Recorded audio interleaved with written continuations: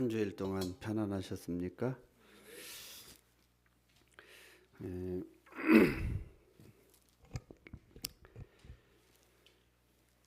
겨울이 지나서 이제 봄이 온다고 막 매화도 피고 진달래도 피려고 하고 그러는데 또 꽃샘추위가 있어가지고 날이 추워졌습니다. 그래서 옛날에 어른들은 봄에 장독 깬다고 그러잖아요. 봄에 장독 깬다고 그러는 이야기 많이 하셨잖아요. 봄에. 이 제가 이렇게 절에 살아보니까 봄이 더 춥더라고요. 겨울보다. 그리고 이 행자교육원 개설할 때가 지금 우리 여기 행자님도 가서 교육받고 있는데 행자교육원 개설할 때가 제일 추워요. 특히나 이 직지사는 골바람이 불어가지고 굉장히 추운 곳인데 지금 어제도 영하로 떨어지고 어제 이제 산에 잠깐 올라갔는데 사람들이 추우니까 산에도 잘 안 오더라고요.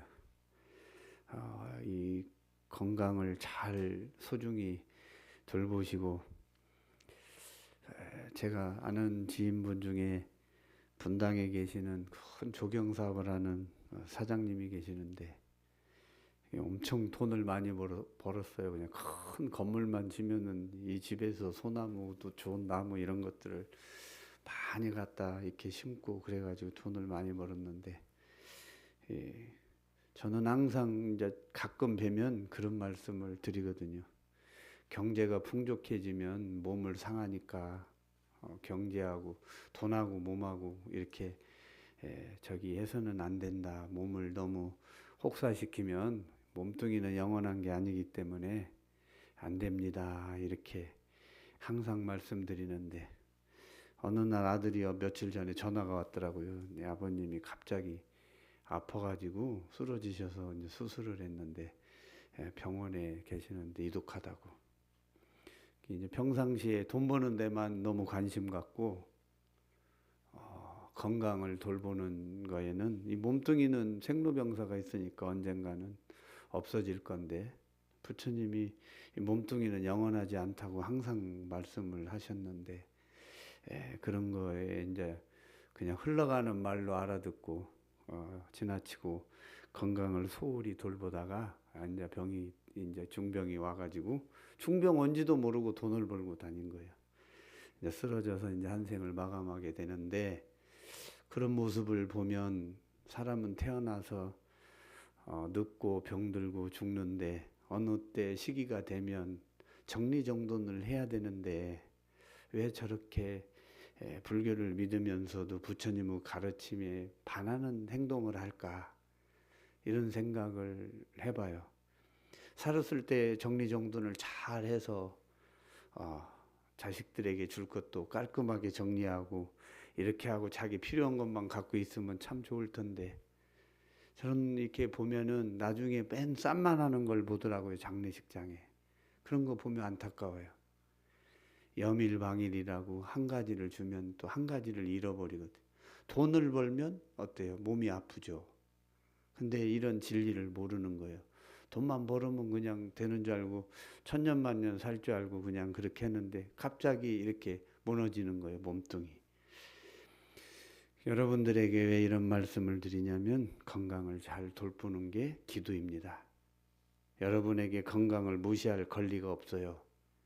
건강을 무시한다면 아마도 여러분뿐만 아니라 타인에게까지도 짐이 될 수가 있다는 거 꼭 명심하셔야 됩니다. 규칙적인 기도, 규칙적인 산행 같은 거, 건강을 유지하는 일을 꼭 하셔야 돼요. 건강은 건강할 때 지켜야 한다는 말이 있잖아요. 우리는 가끔 지금 누리고 있는 건강이라는 축복이 결코 우리를 떠나지 않을 것이라 이렇게 착각을 해. 다른 사람이 병들겠지.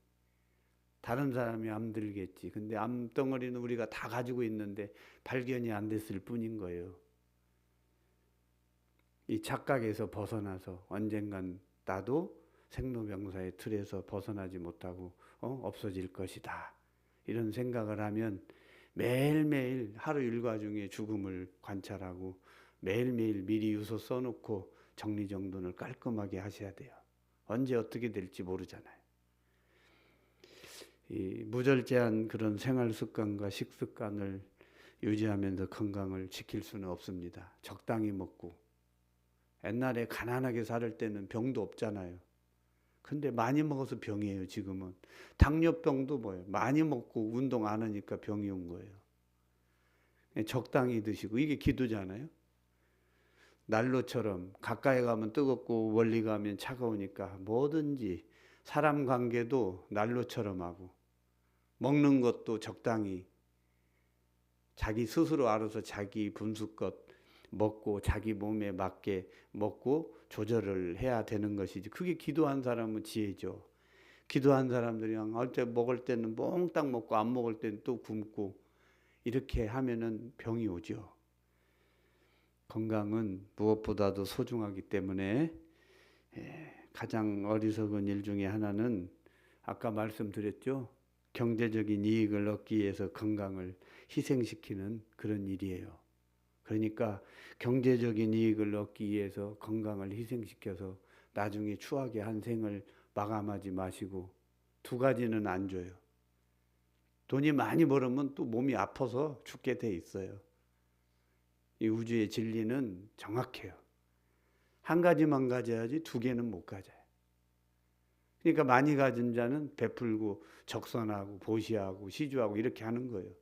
근데 그게 그릇이 적은데 많이 갖고 있으니까 탈이 나가지고 죽는 거예요. 경제적인 이익을 얻기 위해서 건강을 희생시키는 일이 없도록 여러분들이 노력을 하셔야 돼요. 그 어떤 것도 건강만큼 가치 있는 것은 없다는 거. 건강해야 기도도 하고, 건강해야 절에 와서 법문도 듣고, 건강해야 자식들도 돌보고, 건강해야 뭐 하고 싶은 여행도 하고 하잖아요. 근데 아픈 사람은 못 하잖아요. 자신의 모든 재산을 주어서라도 건강을 사고 싶어요. 한번 아픈 사람은, 병이 걸린 사람은 내 집을 다 팔아서라도 이거 건강을 살 수 없을까, 이런 생각을 한대요. 그러니까 건강도 건강할 때 여러분들이 지키지 않으면 육체는 영혼 오직과 같다는 거 여러분들 잘 아셔야 돼요.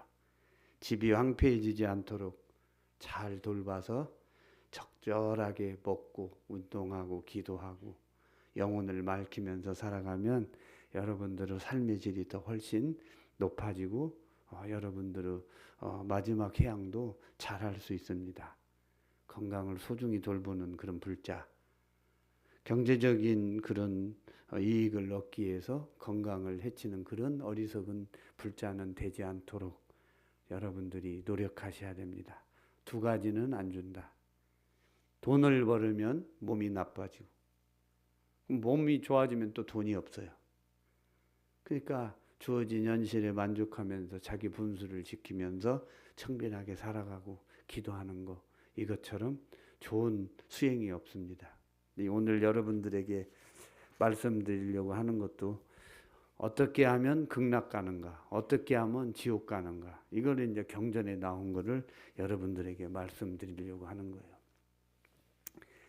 지옥 가는 법과 극락 가는 법 잘 오늘 새겨 두셔서, 절에 오셨으니까 극락은 가셔야 될 거 아니에요? 지옥 가서는 안 되잖아요. 암경에 나오는, 일자품에 나오는 그런 한 단락입니다. 오늘 말씀 잘 듣고 여러분들이 실천할 수 있도록 하시기 바랍니다.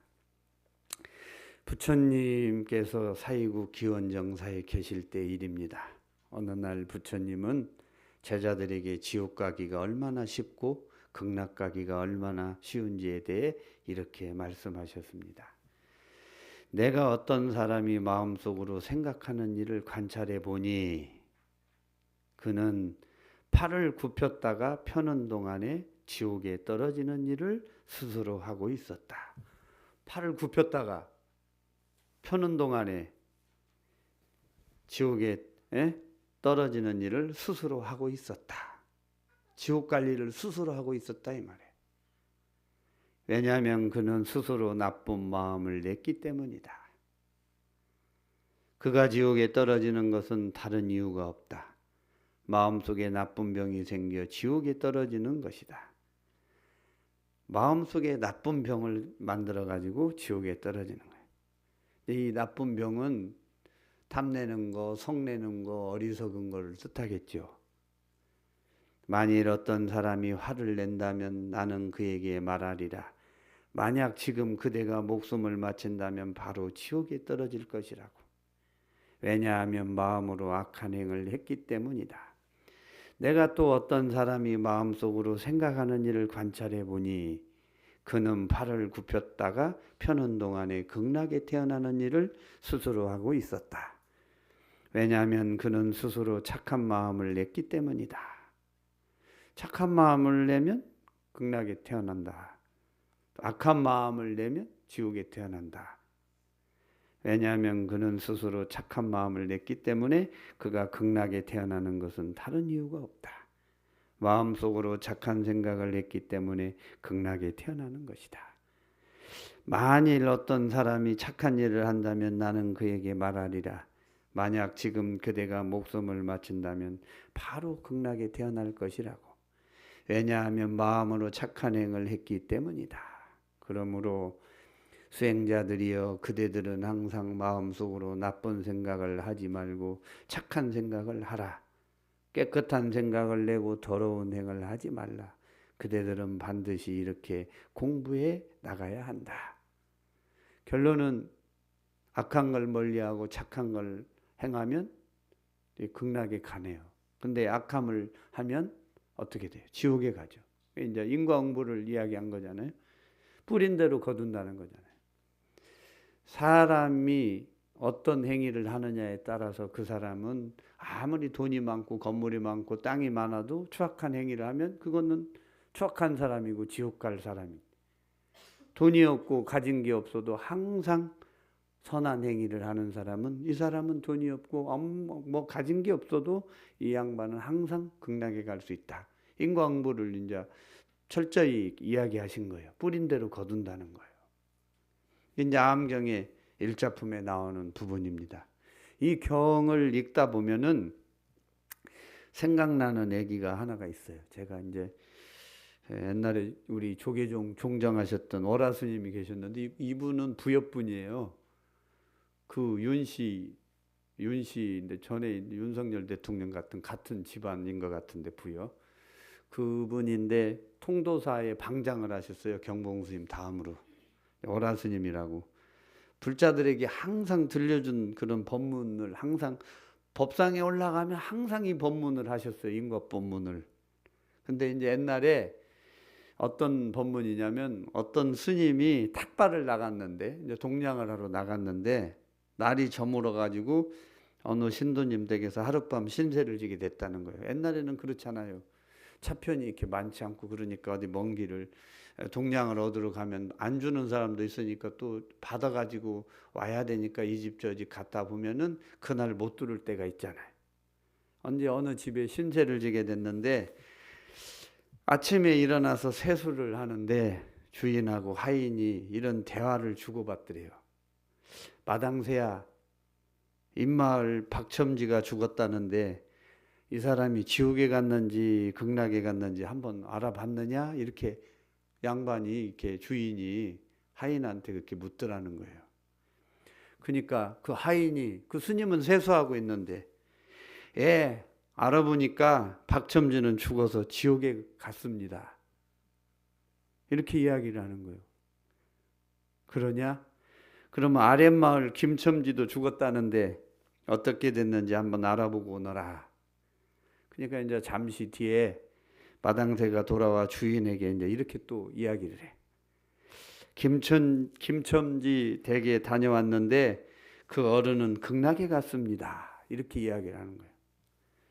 두 사람의 그런 맹랑한 그런 대화를 들은 그 탁발하는 스님이 아침상을 받는 자리에서 주인에게 이제 물어봐요.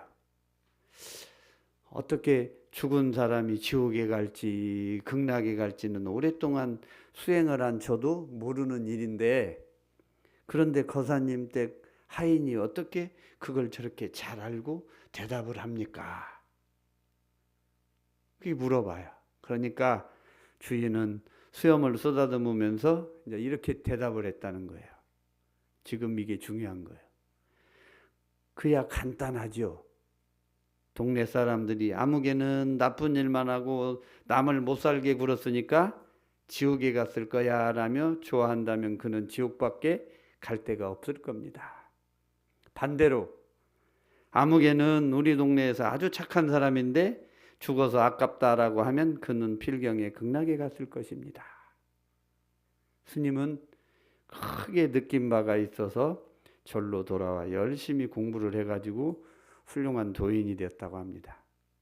이 뜻이 뭐예요? 선인선가요 악이 낚아라.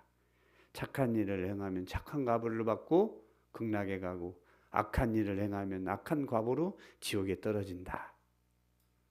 그러니까 여러분들은 돈 많이 벌고 이런 걸 하는데 땅 많이 사고 막 돈 많이 벌어서 건물 사고 자식한테 넘겨주고 이런 걸 할 것이 아니고 내가 나쁜 업을 진 걸 자식한테 가지 않도록 하는 그 재산을 넘겨줘야 된다 이 말이에요. 불교를 알으면 그걸 알아야지. 그게 연기법이야. 내가 나쁜 행위를 해가지고 나쁜 짓을 했는데 내가 그러고 아무 뉘우침이 없이 죽었어요. 그러면 그 업이 누구한테 가요? 내가 뉘우치지 않고 죽었어. 그러면 그 업이 누구한테 가요? 자식한테 갈 거 아니에요. 근데 뭐가 자식이 그런 사람은 뭔 일이 잘 안 되는 거야. 하는 일마다 장애가 생기고 단명하고 고통받고 이렇게 뭔 일이 안 되는 것은 부모가 지은 업을 당신이 살아계실 때 참여하지 않고 인과의 법에 귀 기울이지 않고 기여하지 않았기 때문에 자기가 잘못한 걸로 인해서 자식까지 괴로움을 주는 거예요. 이걸 잘 아셔야 돼요. 경제적인 그런 여건을 따져가지고 돈을 많이 버는 거 중요하지만 돈을 벌어서 어떻게 쓰고 어떻게 이걸 좋은 데다 회양할 건가 이게 중요한 것이지 돈만 많이 벌으면 뭐해.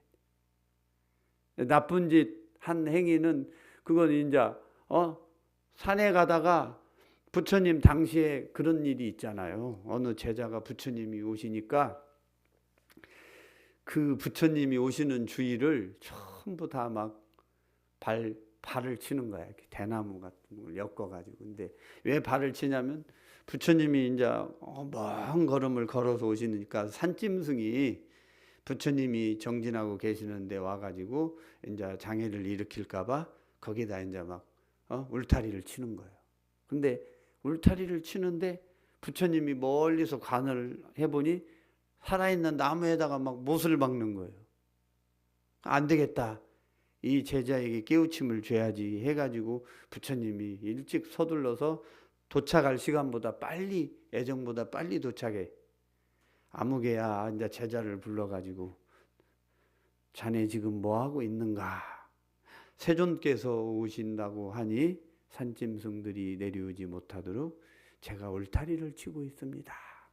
근데 울타리를 치는데 왜 살아있는 나무에다가 못을 박느냐? 그거는 잘못된 것이다. 그러니까 그 제자가 네 알겠습니다. 바로 못을 빼겠습니다. 그러니까 부처님이 그 못 자국은 어떻게 할 것이냐 이렇게 물어봐요.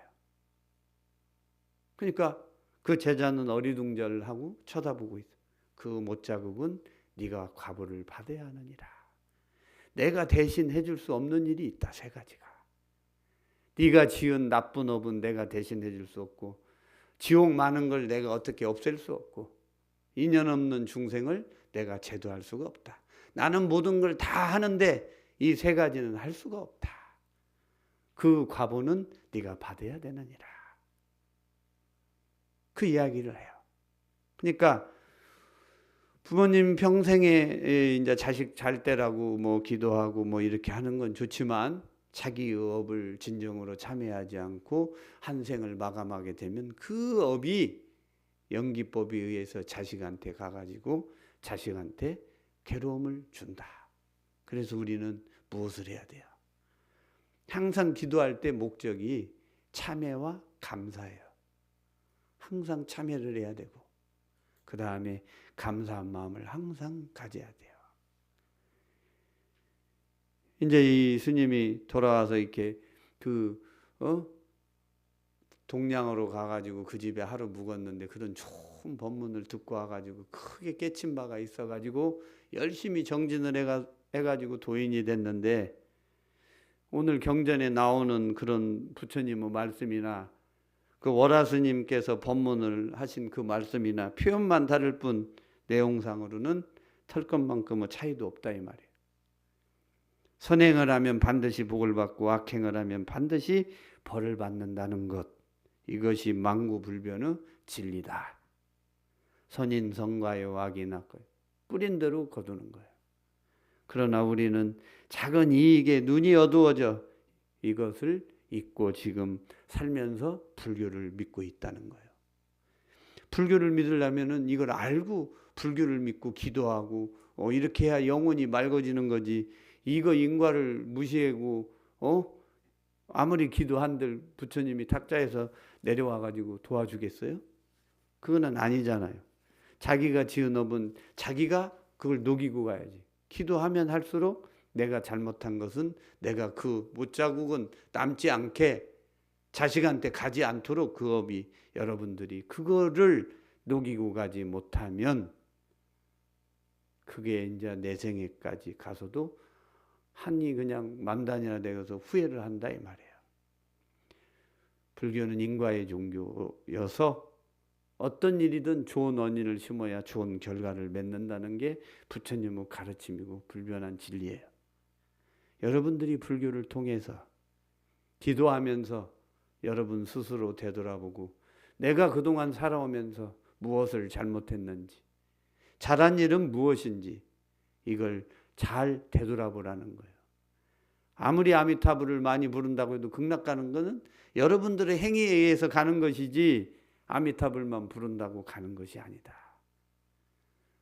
매일 연불하고 강경하고 절하고 사경하면 나에게 문제가 무엇이 있는가, 내가 잘못한 게 무엇이 있는가를 되돌아보고 깊이 참여하고 내일은 오늘보다 나은 날을 살려고 노력하는 것, 그것이 기도가 돼야 여러분들은 내 생에도 다음 생에도 극락의 보장을 받아서 가는 거예요. 극락도 9단계가 있어요. 상중하가 있어 극락도. 근데 상에도 3개가 있고 상에도 상중하가 있고 중에도 상중하가 있고 하에도 상중하가 있어. 9단계가 있어요. 여기서 상품 상생을 하기는 무지무지 어려워요. 근데 보통 사람 극락 갔다 하는 거는 하품의 하로 가는 거야. 하품의 하. 그래가지고 이 아미타 부처님이 들고 있는 수인을 보면은 지금 여기 아미타게 부처님 계신 수인 이렇게 오른손을 들고 있는 게 하품의 하예요. 손 수인이 다 틀려. 또 상품상은 아미타 부처님이 손을 이렇게 하고 계시고 중품, 하품 다 틀려요. 근데 남아미탑을 불러가지고 그냥 열심히 기도해서 극락을 간다고 해도 하품에 하러 가는 거야 우리가. 근데 이제 상품 상생하려면 어떻게 해야 돼요? 부지런히 열심히 기도해야 상품 상생에 갈 수 있어요. 똑같은 극락이라고 해도 단계가 9단계예요. 그래서 이게 스님들 가사가 이렇게 조각조각 하는 것이 상품, 중품, 하품 해가지고 극락 가는 옷이야 이게. 그걸 표한 거예요. 그래서 함부로 안 빨잖아요. 그러니까 여러분들이 지금 열심히 노력해도 극락의 상품에 가기는 어려운데 상품을 바라지도 않지만 하품이라도 가려면 지금 내가 잘못하고 알게 모르게 잘못한 이런 것들을 참여하고 감사한 마음으로 부지런히 염불하고 주력하는 사람은 주력하고 염불하는 사람은 염불하고 해서 입에서 놓치지를 않아야 돼요. 나무아미타불을 잘 때도 하고 자다가 눈 떠도 하고 걸을 때도 하고 화장실 갈 때도 하고 밥 먹을 때도 마음속으로는. 관세음보살은 자기의 스승이 누구예요? 아미타불을 머리에 이고 계시잖아요. 그러니까 나무아미타불을 부르거나 관세음보살을 부르거나 지장보살을 부를 때는 내 이마에 아미타불을 모신 것처럼 관세음보살을 모신 것처럼 지장보살을 내 이마에 계시다 이런 생각을 하고 불러야 집중이 되고 더 정성스럽게 할 수 있는 거예요. 오늘 어떻게 하면 지옥 가는 법, 어떻게 하면 극락 가는 법을 경전에 나오는 걸 말씀드렸으니까 여러분들이 잘 마음에 새기셔서 꼭 실천할 수 있도록 그렇게 하시기 바랍니다. 경제적인 거에 눈에 치중해 가지고 건강을 잃어버리고 나중에 후회하는 그런 불자가 되지 않도록 하시고, 항상 매사에 건강도 잘 보시고 돌보시고, 또 규칙적인 생활하시고, 기도도 또 규칙적인 시간에 하시고, 또 뭐 법당에 와서만 기도하라는 게 아니고 걸으면서도 염불 하고, 부처님 생각하면 기도죠. 항상 깨어있는 생각을 가지고 내가 불자로서 살아가는데, 다른 건 몰라도 선한 일에는 선한 값을 받고 나쁜 일에는 나쁜 값을 받는다는 것만 정확히 아시면 여러분 내생도 충분히 정확하게 결정이 됩니다. 명심하셔서 잘 실천하는 그런 불자가 되시기를 축원드리겠습니다. 한 주일 동안 건강하시고 모두 성불하시기 바랍니다. 성불하십시오.